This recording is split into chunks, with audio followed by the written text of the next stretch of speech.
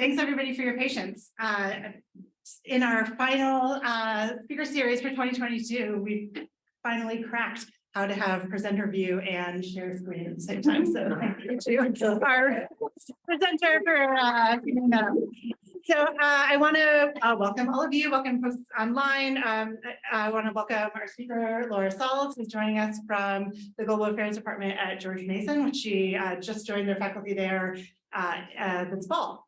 And prior to that, Laura was at Sheffield in the UK for a couple of years.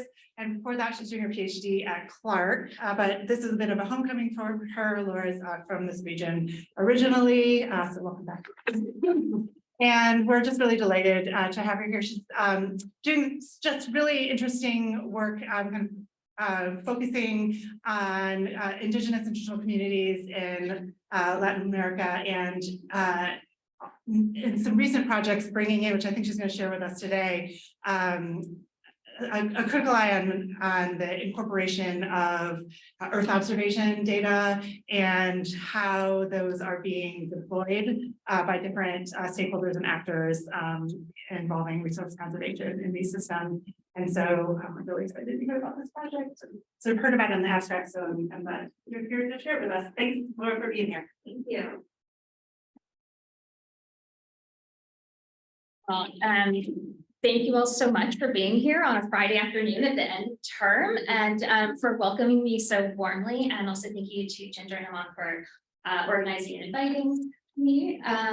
I am going to talk today briefly about an in-process paper. So there might be some kinks. I welcome your feedback on them. An in-process paper called Spatial Technologies and Landscape Claims, Imagining Guatemala's Maya Biosphere Reserve. This is a paper I'm working on with a dear friend and colleague named Professor Jennifer Devine at Texas State University.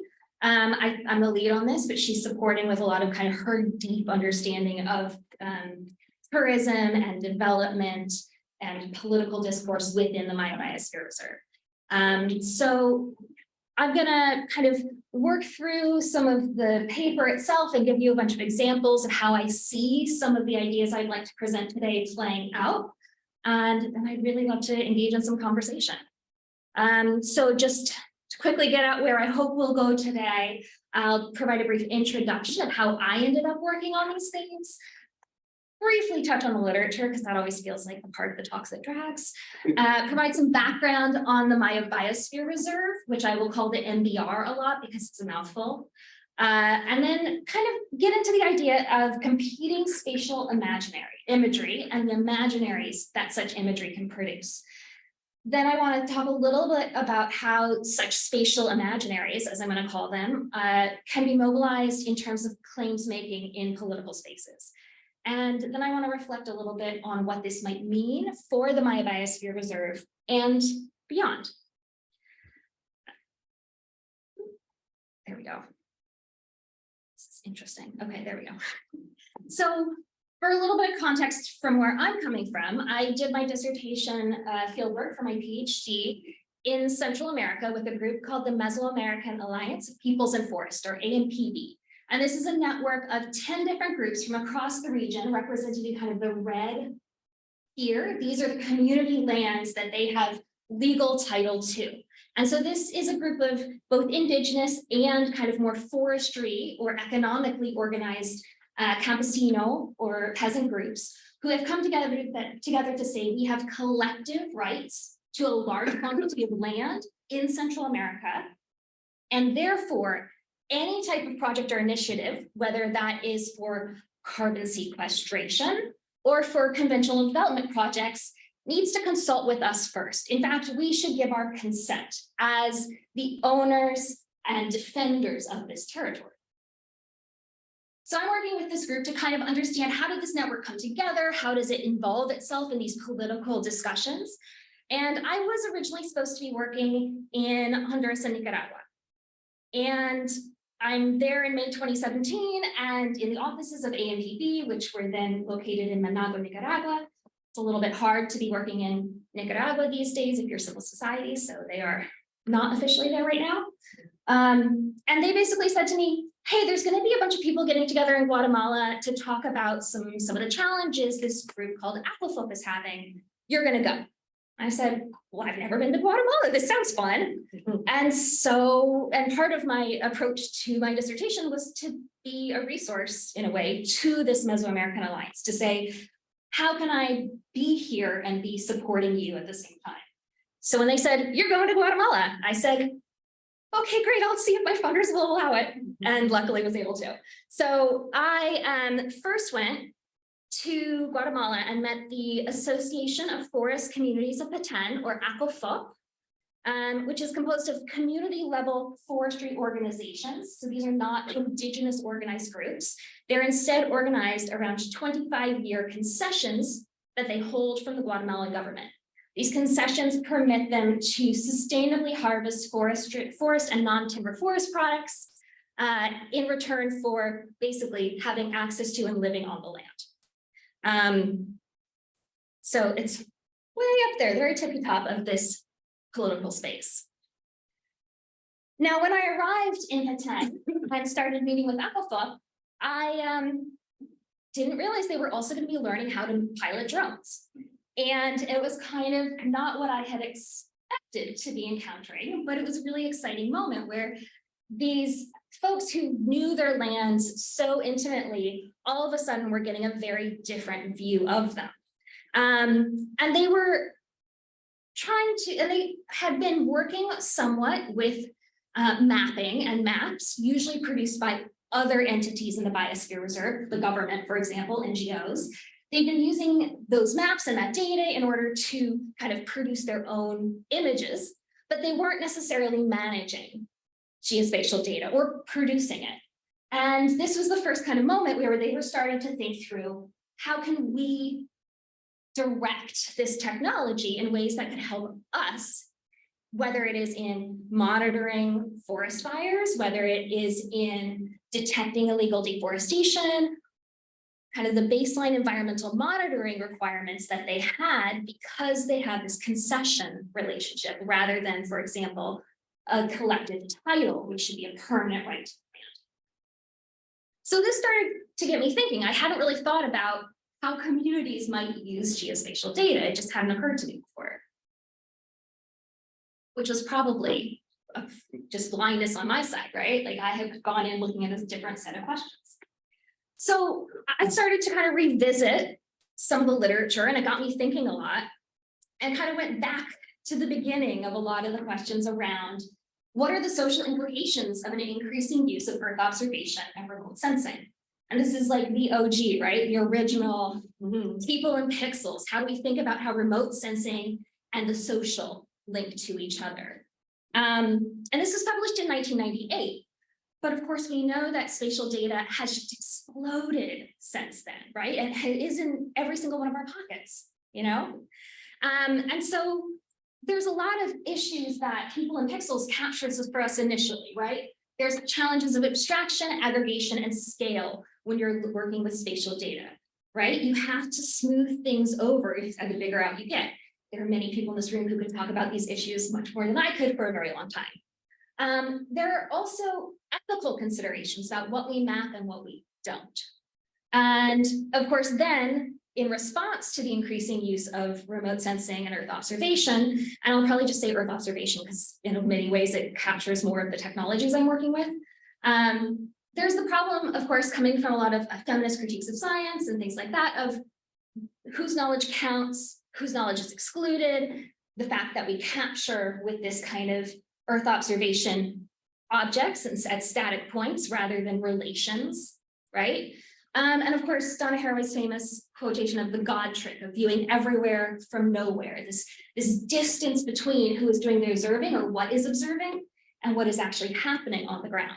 So lots of kind of challenges that come out of when we try and think about what people are doing and how people relate to their land, if we are going to interpret it through the lens of Earth observation.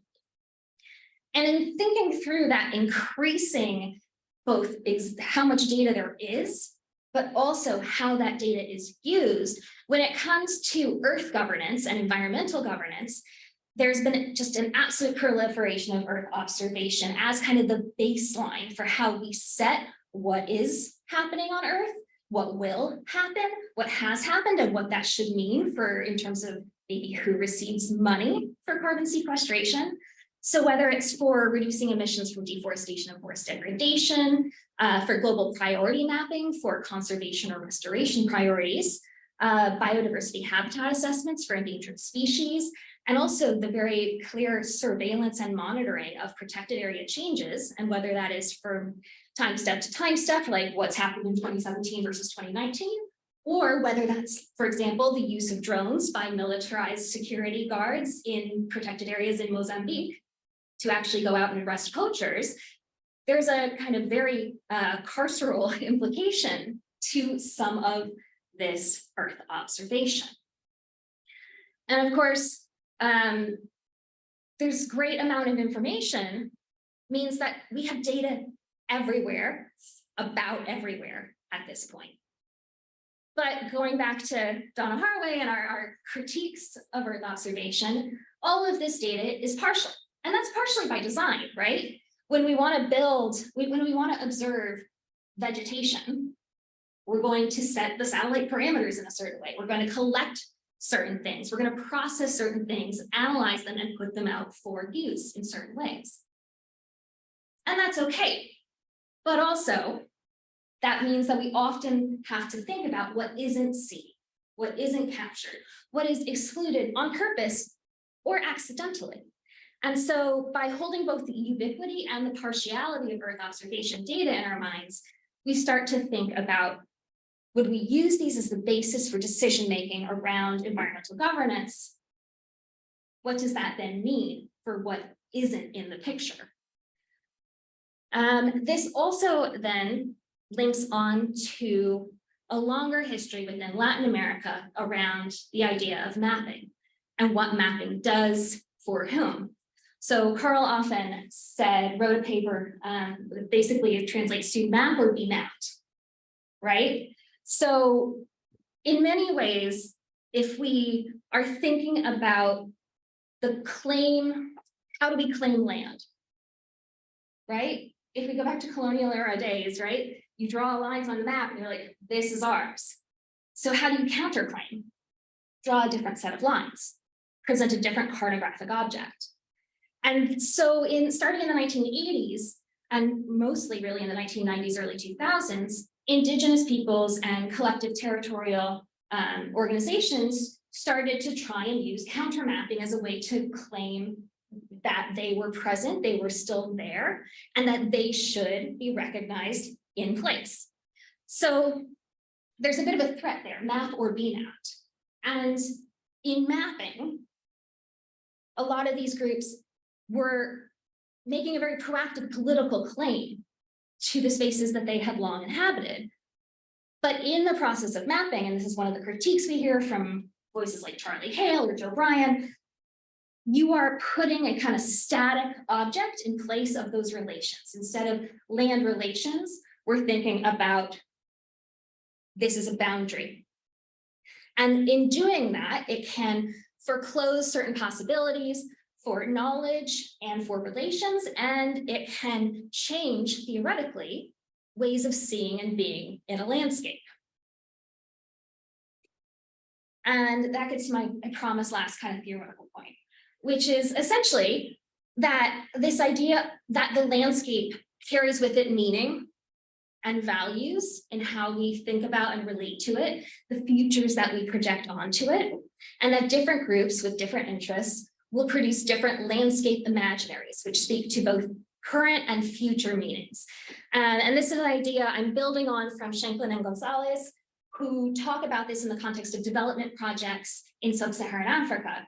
And I'm kind of pulling it into this different space around kind of forestry and environmental governance to think through what is this given landscape and what kinds of landscape imaginaries are already in play, and what might spatial data do in that context. So that leads me to a couple of key questions. And again, this is all in process.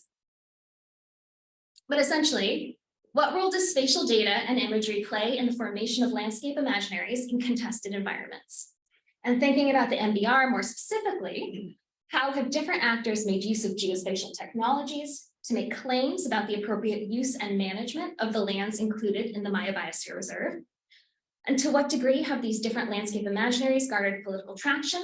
How and to what end?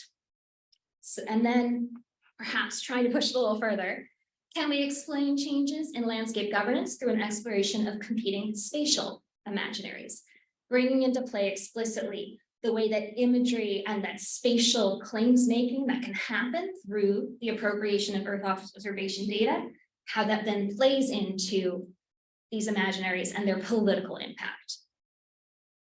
So, revisiting Northern Guatemala, that place where in May 2017, I first encountered the idea of community drones, as Panenka Galvez calls it. This is Petén. And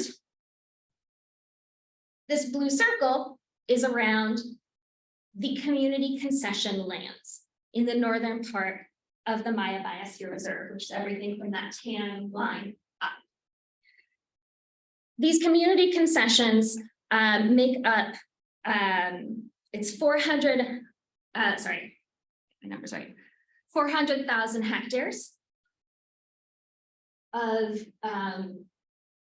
basically managed forest. This is all still heavily forested. There's Forest Stewardship Council certified logging, but it happens on a 30 to 40 year cycle, depending on where you are. It's highly scientific management of the forest, but it's also, for many of these communities, the only way that they could claim the land was to become timber companies or to engage in timber extraction. So for many of them, that is actually the lowest part of their current activity, because they are now allowed to do non-timber forest extraction, non-timber forest product extraction. So shop day leaves, Ramon nuts, allspice, these are the types of products that they do. They collect and then commercialize internationally as well as locally. So for these groups, they see this area as a place of livelihoods and well-being, a place of stewardship of the forest, and as a way of making a living in a way that allows them to create territory, right? The idea of, these are not folks who necessarily, some of them, but not most of them, they don't self-identify as Indigenous, but they very much talk today about the territory of their life and this place that they are both making a life, but also claiming a political space to live in a way that they see fits their lives and their goals, but also a broader set of goals that they identify as important around environmental protection. So the folks who are involved in ACOFOC, which is that larger group, they send students to be trained in sustainable forest management. They send folks to be trained in tourism development. Jate Palm, if anybody has ever been to a Palm Sunday service in the US, there's a good chance that your palms might have come from this community, one of the communities in ACOFOC. These Jate leaves are the palms you would see there. And so this is a certain set of ideas about low impact, low population density, and sustainable, as they would say, use of the forest as the way to make a life and territory. There's another set of key interests in the Biosphere Reserve. Has anybody heard of Tikal National Park? If you've ever seen Star Wars, you've seen Tikal, because it's like, you know, the forested planet and they come in and the ships land.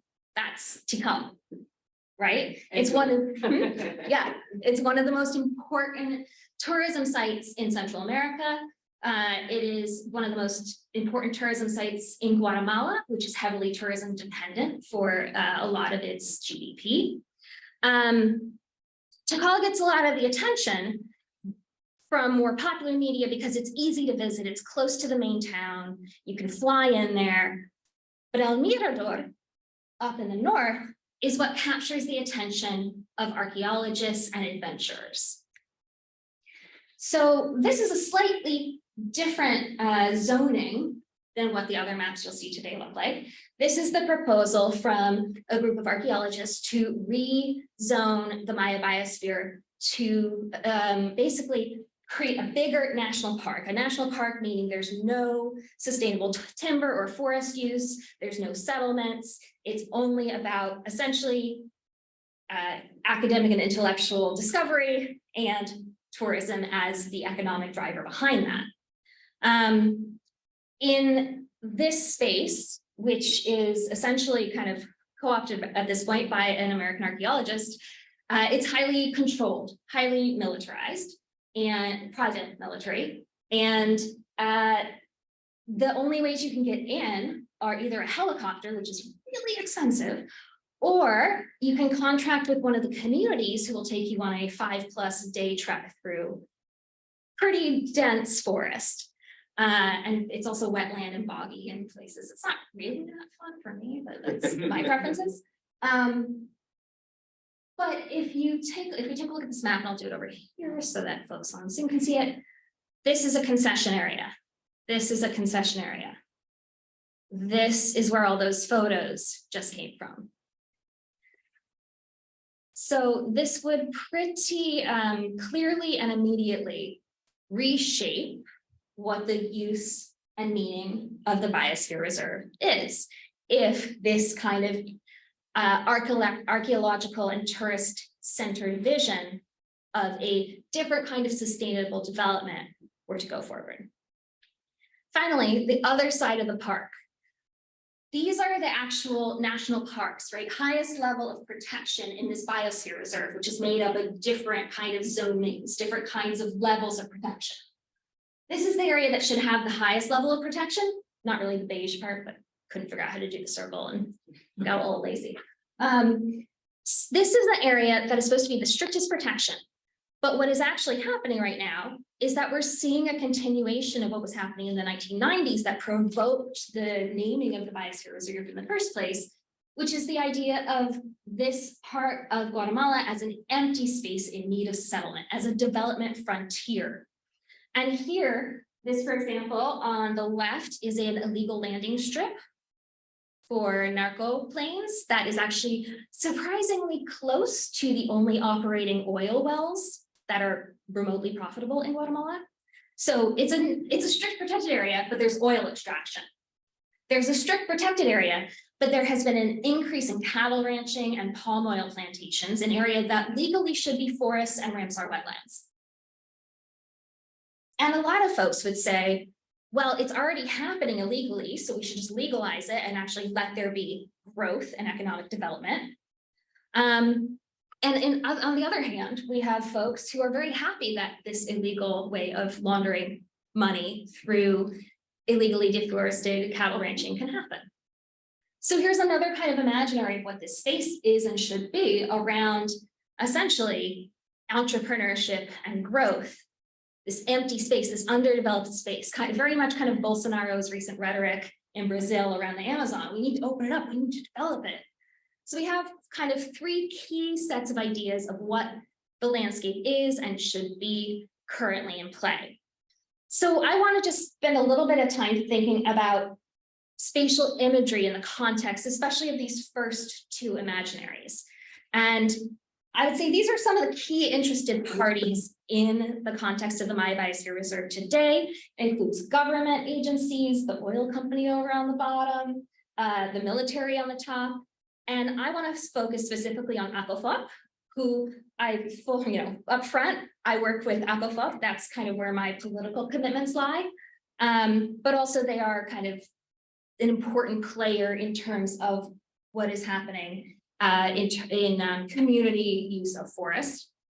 And then the other folks I want to think about are called Global Conservation and PACUNAM. And they're technically different organizations. At times, they very much bled into the same, but Global Conservation is a global representation of this kind of archaeological conservation heritage interest. And PACUNAM is the Guatemalan-based one that also is very much kind of led out of this same set of interests in El Mirador.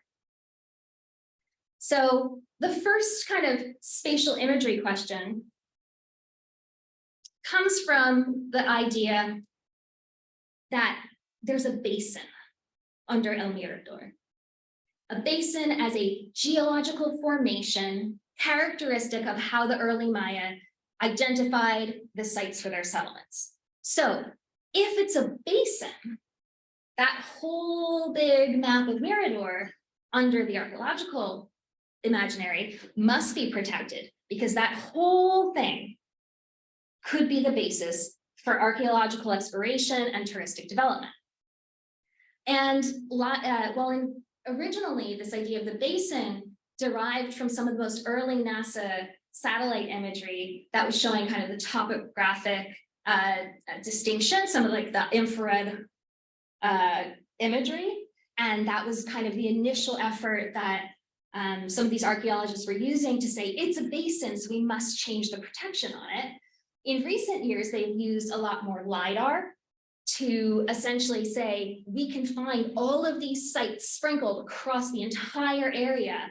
And because Guatemalan law says you can't do any kind of economic activity within 3 kilometers of documented ruins, and there's documented ruins everywhere, well, we can't do anything but tourism, so you need to rezone the basin.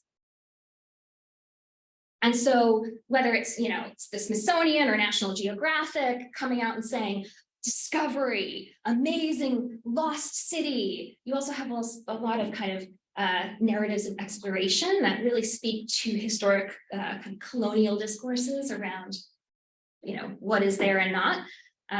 As Jen Devine, my co-author, would argue from her work with cheap labor workers in this region, most of the folks knew that these things were there. They just didn't really care to report them because they're a dime a dozen. You live with them every day. And, there are people here now who can benefit from these forests. So whether it's a basin or not, which a lot of folks dispute, this is in no way settled science. It is much more a claim based on a set of images to what this area should be. And of course, part of what informs the idea of whether it's a basin is the idea of threat. So one of the reasons I ended up going to Guatemala in 2017 was because there was an increasing number of articles being published in national and international newspapers claiming that the Maya Biosphere Reserve was on fire, right? Fires threaten the Biosphere Reserve. There's more fires reactivating in the Biosphere Reserve, destroying the Maya Biosphere Reserve, right? These are just headlines after headlines in regional and national newspapers. And according to the basin-centric imagery, that looks pretty threatening, right? If the yellow line is where the basin is and all of those important archaeological sites, and each of those red dots is a fire coming closer and closer, encroaching upon this World Heritage Site. But any of you who've done any basic GIS work know, right? Your symbology matters, your labels matter, and there's a lot of stories we can tell cartographically, depending on how we deploy certain types of data and imagery. So these are fires from 2002 to 2014. That's a lot of years. 2002, a lot of the concession communities had only just or had not yet received their legal right to be in the forest. So there was actually no protection measures necessarily in place, besides this is supposed to be protected. Also, slash and burn fires is a very specific way to name what is happening when, in a lot of cases, we have no evidence of what kinds of fires these were, but also there are permitted small-scale agricultural clearing fires allowed in settled areas, particularly here around Washington and along this border, because there are populations that live there and actually have what are called agricultural polygons, right? They use actually the geospatial terminology to describe them. So if that is your threat narrative, and it is a basin, then we really need to think about how to stop this threat. This kind of spatial construction of past and future landscapes requires some kind of intervention. And this idea that we must secure, through whatever means necessary, Mirador's future for Guatemala and the world. And this has resulted in, over the past 25 years, efforts to rezone the Maya Biosphere Reserve, both laws that were passed at the national level in Guatemala and then overturned by their Supreme Court. And now, very recently, about 2 years ago, kind of the pandemic was bad for a lot of things, but it did interrupt some interesting efforts at land grabbing, I would say. The US Senate had a whole bill to give $60 million to rezone this area and to militarize protection of it. And, you know, I could go into, I have a whole thing on the language of that, but basically saying it's in the US interest because of migration from Central America to create jobs in this area, and it should be done through tourism. And that was in a bipartisan bill sponsored by, well, Inhofe as one of them, but, you know, pretty interesting. But, you know, the data that was used in that set of maps is from NASA. It's their active fires product, and it's publicly available. So part of what I ended up doing in 2017 was using that same data and just mapping it slightly differently, right? So if the basin, and this is a rough approximation, because nobody's ever actually shared what the basin outline would be with anybody in Aquaflow. So we don't have the shape files, and I didn't spend a lot of time digitizing it. But this is essentially where the Mirador Basin would be, right? And here's the threat of all the fires. Here's what the fires looked like in the Maya Biosphere Reserve in 2017, or this might be 2018, I can't remember, sorry. Right, so there are a lot of fires. They're all pretty much in the national parks, which they really shouldn't be there, but that's not where the communities have any right to be. Or they're along this border, which is a buffer zone where there are agricultural plots. There's a few here where there are some polygons, and some of these are illegal fires, but the actual rate of fires in community held lands is lower than in national parks. And it's, in fact, the only lower area is in these industrial concessions here and here. But there's no agricultural polygons, so we would expect that. There's also a negligible rate of deforestation in the community concession areas. So if we map fires by concession area, we're getting a very different view using the same data. Wrong computer. And in this case, we worked with Aquafop and the concession communities and Rainforest Foundation US, and a group called Prisma, who I work very closely with, which is the regional program for research on development and environment, which is based in El Salvador. And these are the headlines, you know, 2 months after those original ones. We put forward a report called Evaluating Forest Fire Control and Prevention Effectiveness in the Maya Biosphere Reserve. I would love to revisit some of this data someday and actually do a proper analysis of it, but for the purposes of this kind of report, it's fine. But essentially, we found all of these things, that the rate of fires in community held lands were markedly, like significantly less than in pretty much any other part of the reserve. That deforestation was less, that communities were in fact investing huge amounts of funding from their own income from forestry into protection efforts. And that included increasingly, for example, drones. So the other argument that Aquafop has started to make using their appropriation of the active fires data is that the reason Mirador and this whole area are so protected and in such great shape to be of interest to the archaeologists is because they actually are protected by this border of the concession area, that the concessions, in fact, are the reason why there's still a heritage landscape left to protect. They're also increasingly in the past 5 years invested in geospatial technology as their pathway for demonstrating their effectiveness as environmental stewards. So their geoportal, the community geoportal, actually just launched, and they have camera traps, they have drone flights, they have a whole set of spatial layers that they're pulling from publicly accessible data from the Guatemalan and US governments. And they're putting it all in to this geoportal. I should note that they've got funding from several European governments, as well as the Ford Foundation.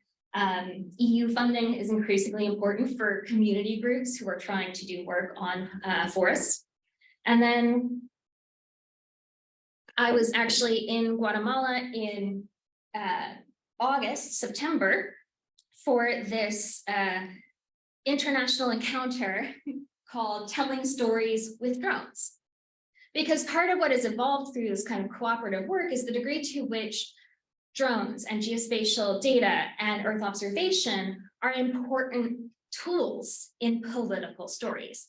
And in this encounter, we had folks from Peru and Panama and Mexico and Bolivia, who are all drone users in forest spaces, coming together to share their experiences and to think about how can we proactively, for example, use these technologies in creating political space for claiming land and resource rights.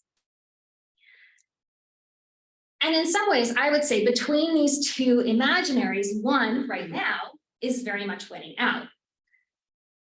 Here we have a bunch of other news coverage that has come out in the past couple of years. Parks versus people. In Guatemala, communities take the best care of the forest. The concessions have fewer fires. Forest concessions avoid fires. Community forests of Guatemala, an example for Colombia, right? These concessions, this model is a peace process model in Guatemala. So it's now increasingly being used as a model for other peace and transitional economy or peace and transitional countries, which provides some really interesting lessons potentially, as well as some cautions, right? Because it took a lot of support and a long process for the communities to get to a point where they actually were secure in their ability to start making these claims and building up these systems at the kind of environmental management level, the inter-organizational level, and then at the kind of external political advocacy level.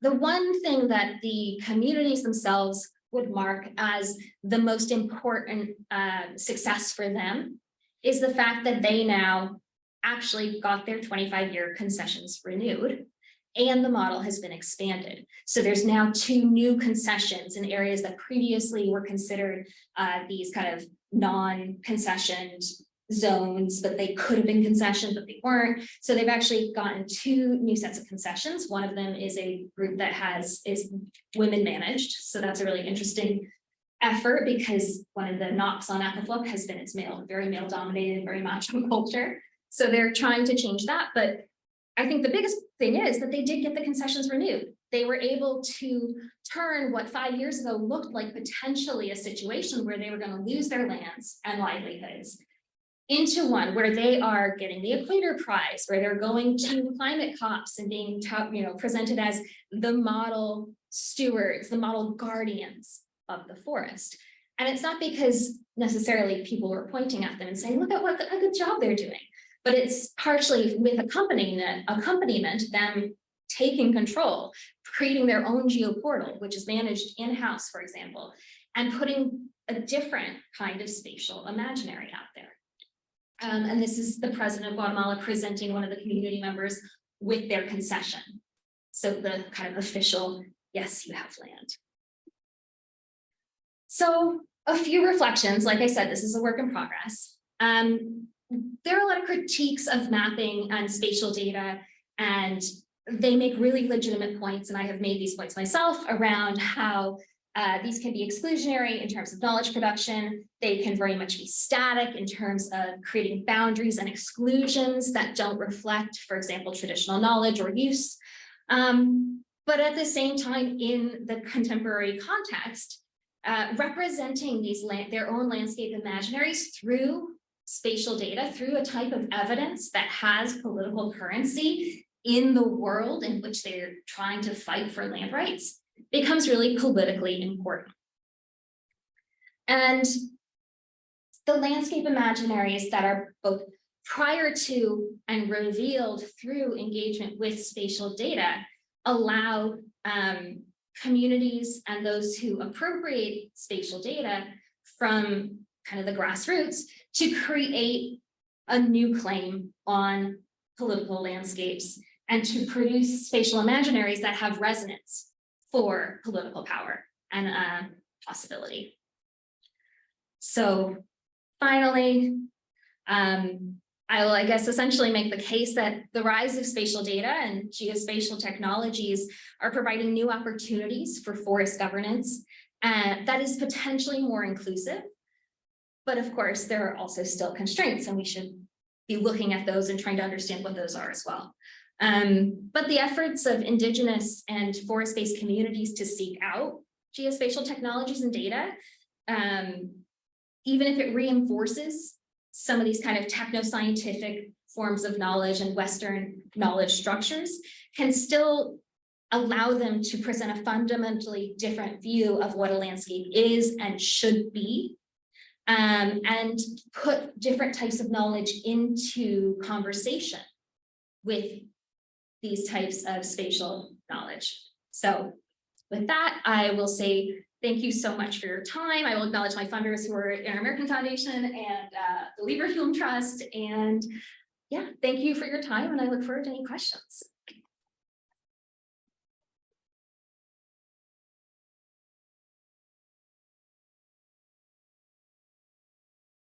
One thing I'm sort of struck by is how peaceful this all seems. So I have friends that work in Brazil, and in Brazil, it feels much more like the Wild West with gun shootouts, assassinations, mass murder, yes, pure chaos. Yeah. And I guess I'm just wondering why. Is that partially the case here, or is this somehow different, and why would that be? I don't know, I'm happy to respond to that, or I can take more questions. I'm not sure y'all's protocol. Oh, yeah, let's just go one-on-one. Okay. This is very much a landscape where violence is part of the equation, and I glossed over some of that just for the purposes of time. I did finish right on actual time, but we have to leave things out in these pieces. So the 10 is, when I say it's like the last development frontier, it really is because that was seen as the kind of escape valve for excess population during the 36-year Guatemalan Civil War. There were several really, really grotesque massacres that the Guatemalan military enacted in this region. And the peace process was enacted in 1996, right? So we're only 30-ish years out. And as any of us who've worked in conflicted situations know, the peace process being effective or in place doesn't mean that there's actually fully peace, right? So this is a very armed area. One of the biggest issues right now is narco ranching and illicit incursions into the reserve.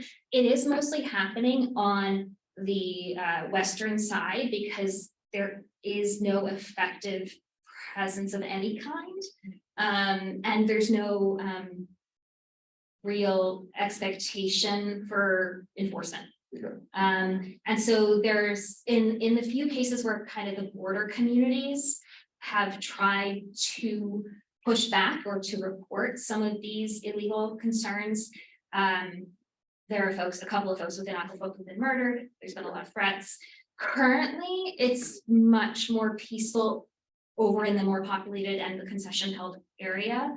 But in part, that's because it's seen as an area that the military and government agencies right now are seen as more in favor of the communities because they have made them look good and they have signed these legal agreements very recently. And so they will do some enforcement. There's some expectation of enforcement. There's no expectation of enforcement in the Western national parks. Right. So this is definitely a situation of violence, but I do think that the way that the land claims have played out right now, it is more stable and more peaceful than it was 15 years ago, 20 years ago, although one of the most recent murders was 2016, 2017. So yeah, that would be Laura, wonderful talk, and I look forward to reading the paper. I like the idea of how the evolution of geospatial technologies, especially satellite imagery and the accessibility has changed dramatically. And maybe you've seen this image, but I think it was like 1985, National Geographic published this famous Landsat image that showed that western border of Guatemala with Mexico. And it looked like, you know, you've seen like the map between Haiti and DR, it looked like a pencil drew it, and you could see the Mexico side completely clear and the Guatemalan side deep forest. But there were also intrusions into the Guatemalan side, mostly along the rivers, because at that point, I think whether it was illegal logging, somebody was coming in from Mexico and stripping out wood. And I remember hearing it at an event, the fallout of that, the Guatemalan government saw this image, you know, they're opening up National Geographic, it's like, holy shit, you know, because at that time, satellite imagery was just, it was controlled, you couldn't have it. And I would say in 2018, I was doing a project in Guatemala City, and in Del Valle University, they had a drone project, and people were flying over neighborhoods, and these drones are unbelievable, the mapping they can do. So that reduction, you know, the accessibility of the technology, and in some ways it's kind of simple to understand. You can get a map, there's forest, there's no forest, there's burning, you know, I think that is such a powerful tool, and kudos to this group to figure out that they could use it. So my question is, what are they doing? Are they making little YouTube videos? Are they actually making maps that officially that look like official maps? You know, I remember you quoted Carl often saying map or be map, but I actually think he was quoting Barney Leachman. he did, yeah, he said a lot of that. And The Leachman worked with Maya in on the Belize side and had them do this map, but the map was like cartoonish, you know, they were hand drawn, and it wasn't as impactful as making the case. So there's something about using whatever is the state-of-the-art technology and expressing spatial imaginaries that is more impactful. Like, I think people read it as more serious, and then I think as well intended as Leachman's project was in Belize, it was not as effective. So I guess there was one question there. Right, it's what you actually do with the data, right? You have access to it. I think that was a part I spent a lot of time on, but just so if you have ubiquity of this data means not only is there so much of it, but it is so much more accessible, even when I first started doing like baby GIS, right? Like all of Landsat basically, right? And now we have, you know, we have all the MODIS and all the NASA stuff, but the planet data set that the Norwegian government made accessible for all the forest areas, right? Like you can see this, right? From space. It's wild. I think what the challenge Aquapub had in terms of getting external actors to take them seriously as more than just communities was in terms of the degree to which they presented professional products, professional being, of course, an externally constructed idea. And their uptake through kind of some supported projects, their kind of immediate recognition of this geospatial data as being something that they could manage with a couple of key people on staff or in the communities, that they could really professionally produce, and then that they could manage these drones, which especially 5 years ago were still being kind of, you know, newer on the market and seen as you have to be technically proficient. And so it's a way, on the one hand, it's the very use of the drones and the use of this data that would suggest and kind of validate, their presence in the room at some of these more technical meetings. But on the other hand, it is in fact that product, right? When it looks the way you think a map will look, it says something to a donor or to a government agency that about how seriously you as an organization might be taken. And of course, that is that conformity to a certain Western standard of knowledge production that is still really worth unpacking, but it does change the rules of play in a way. But also I've been working, hopefully submitting soon, on a paper with several colleagues on on community use of drones in a bunch of different conservation spaces. And one of the colleagues is an ecologist based in Indonesia. And what he was doing with a certain set of Dayak communities was they had their hand-drawn community maps that really do demonstrate how they understand their territory. You know, they trace along the rivers rather than tracing along roads, because that's the orientation, for example. And the government geospatial agency wouldn't take them seriously, which meant that they couldn't get on the docket to be considered for territorial rights. And so his project was essentially working with drone technology, spatial technology, and their on-the-ground monitoring to really place on a professionalized map what was happening in that area, and to take that to the geospatial agency, because they basically said, your maps aren't good enough, we can't accept this. And I mean, this colleague works for C4, which is the International Center for Forestry Research. They're legit, right? So they worked with these folks in Indonesia and West Kalimantan, made these really cool maps, brought them to the geospatial agency that was like, oh, well, we don't have a protocol for recognizing your map, although we see it and it is right. So even showing up with exactly what they were told they needed, didn't, the folks looked at it and then said, meh, because the political project, it's not about the map ultimately, right? It's about what the map enables, what kind of conversations it enables, and the kind of political space it might or might not open. Anyway, I just want to go briefly back to this slide because this is a drone shot of the Guatemala and Belize border from a couple of years ago that Aquafolk took, and they were like, well, this should be really important. Let's plaster this on everything because look at our beautiful Guatemalan forests. And then there's Belize. And then there's Belize. So that same type of imagery is really still powerful. First of all, thank you so much for coming and speaking with us today. Really an enlightening talk. And it's just made me think a lot about my own local context of what I've seen in terms of land use, land claims, and indigenous relations out in California.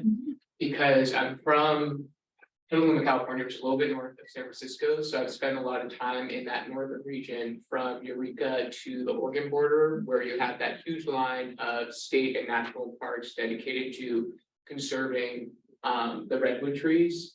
And along with that strip of state park, national park, you have basically parallel to it, this strip of Native American reservations, such as the Yurok tribe.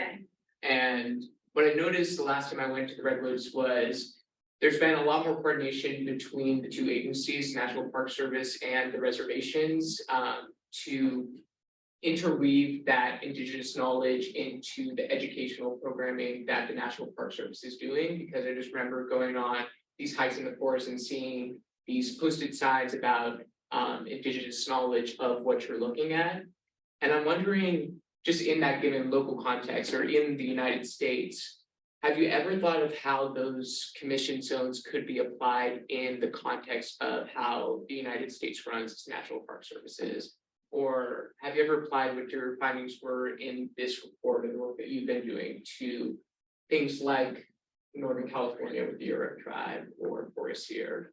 I have not. I really like that idea. And actually the reason I know about the Yurok is because they have been part of coalitions with Aquafolk and the AMPD around recognition of traditional land use practices. So the fire management especially was one where kind of, even though Aquafolk's whole thing is about we're monitoring and stopping the forest fires, and the Yurok's piece is like, no, we actually need some fires, but they need to be managed in a certain way, and we're going to recover our traditional fire management practices.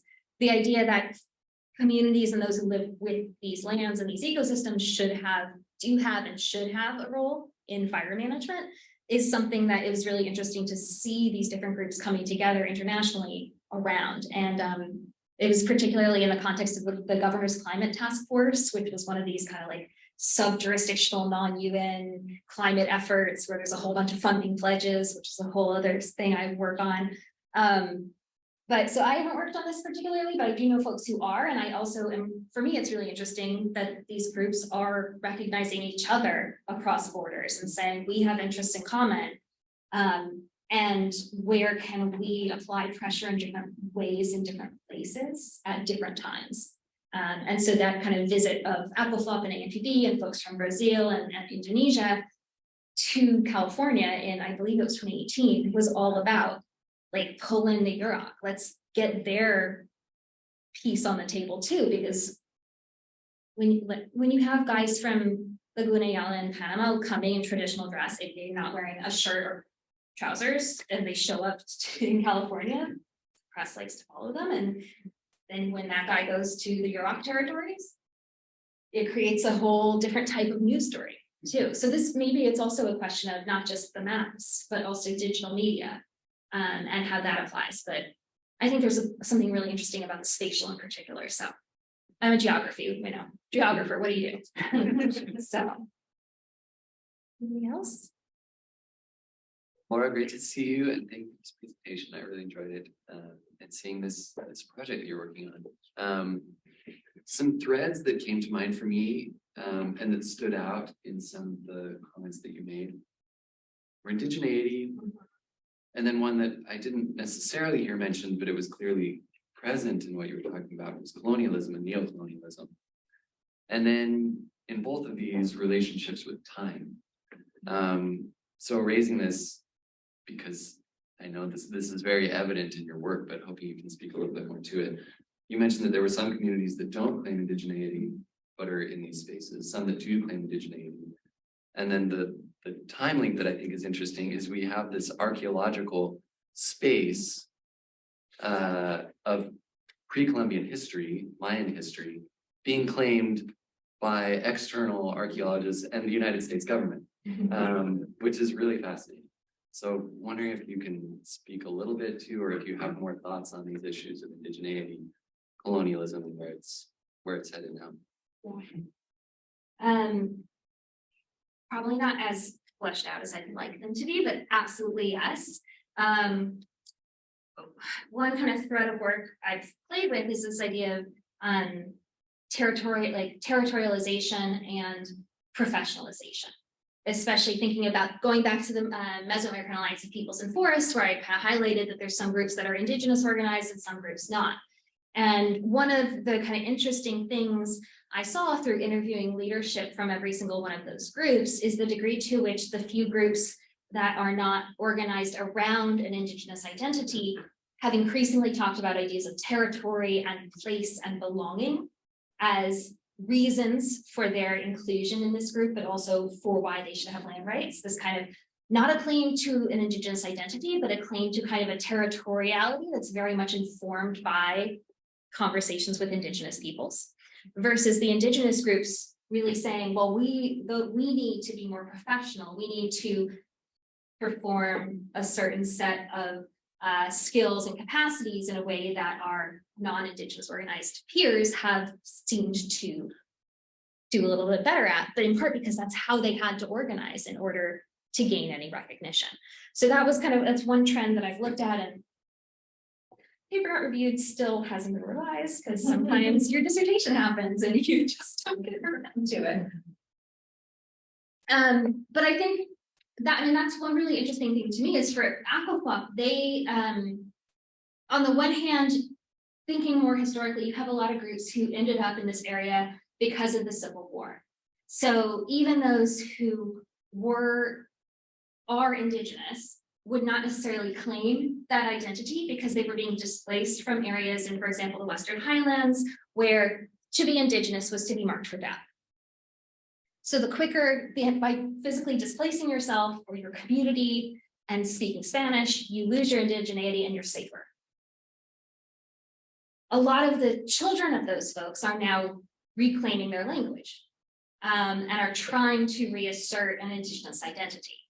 But the dominant form of kind of socio-political organization is around forestry or around forest use. So that's kind of limiting or maybe not limiting, it's shaping the ways in which that reappropriation of Indigenous identity can happen. I haven't really explored this. This came out really clearly when I was last there because I was talking to a bunch of these ACOFOC youth leaders who actually identify themselves in our introduction session as mom or, you know, a couple of the other quiche, and you're like, oh, people wouldn't have done that 10 years ago, just like from what I heard from, and elder people still wouldn't do that. So that was really interesting. And this also links to kind of the colonial front of Patan, right? The reason that there were any communities up in Patan, right? Like the Maya Empire's fall, I mean, like the peak of this Maya settlement in El Mirador is 150 Common Era, right? 2,000 years ago. And then there were just small communities, but not a lot. It was very, very low population density for a very long time. The first kind of bigger communities to settle permanently within this space were because of rubber tapping and chicle. And those were not for local use, those are export oriented, these were US companies. So this space has kind of, you know, the Spanish colonizers did not see this as a friendly space to go because it's very lowland, it's very hot. There are other parts of Guatemala / Mexico that are much more inviting for Spanish conquistador.